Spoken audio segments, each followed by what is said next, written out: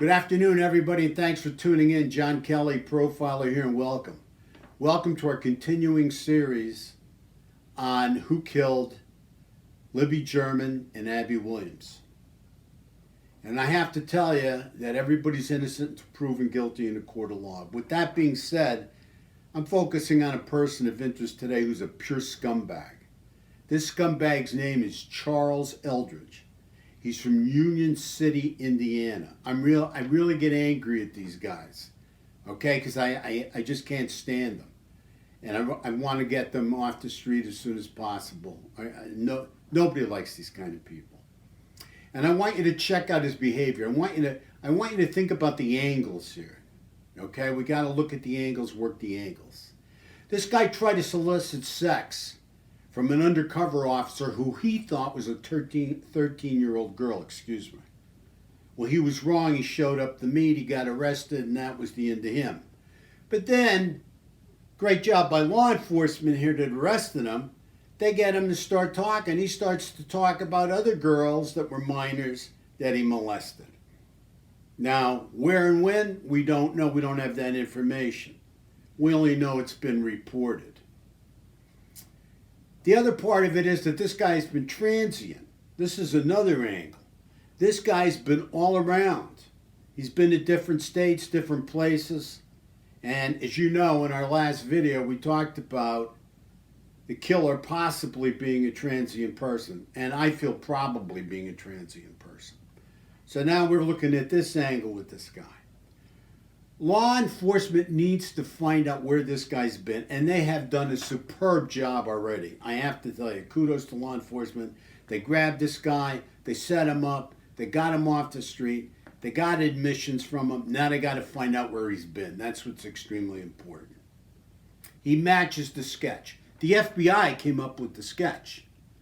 This is no two-bit sketch. When the FBI produces a sketch, let me tell you something, they're usually right on. These guys don't play. They don't miss. Okay, sooner or later, they usually end up getting their guy. All right, bottom line.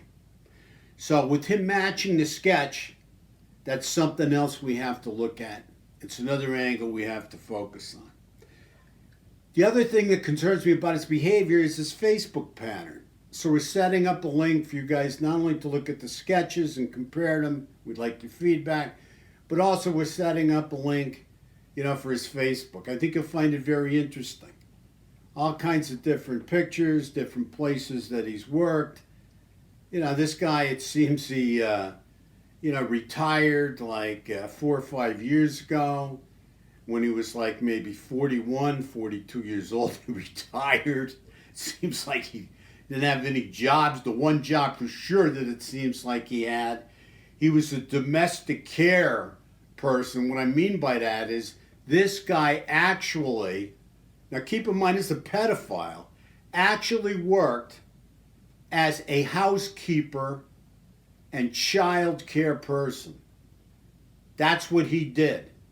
He put himself out there to take care of children as his day job. Can you imagine? But this is what these guys do.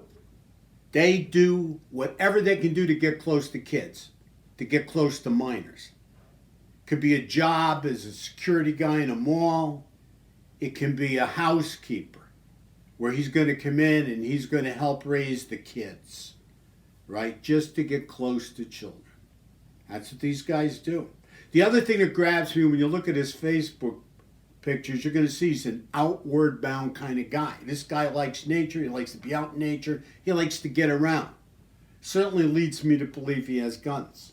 And we believe maybe a gun was used to get Abby and Libby into this killer's control zone.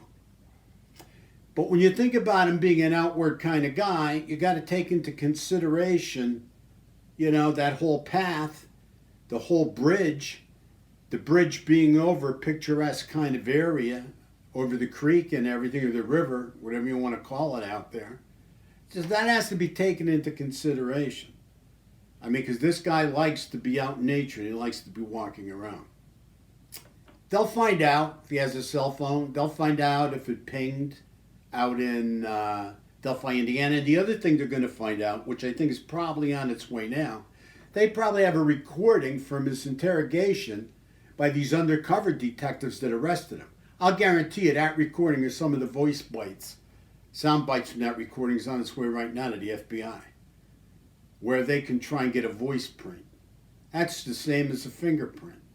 You know, they'll analyze his voice and see if it matches up with the voice that Libby got on her cell phone. So anyway, that's where we're at from now. Most important thing, and I said in the beginning, I've got a bad feeling. I got a bad feeling about this guy. I think he's right now my major person of interest. And the one thing you have to understand, we're playing different angles here, and that's what we're doing.